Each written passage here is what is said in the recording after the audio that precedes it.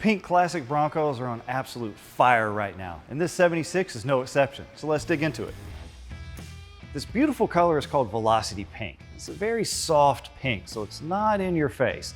One of the other things you'll notice is we're running the Ranger package on this, so that gives you the stripes on the hood and down the side, as well as giving you matching Wimbledon White bumpers and the wheels to go with it. And with this beautiful color, you also notice that we've got a couple of different features that we changed. So instead of the traditional red stripe we have in the Ranger package, we're running this darker pink, and then instead of the orange embroidery, we've changed it to matching pink as well.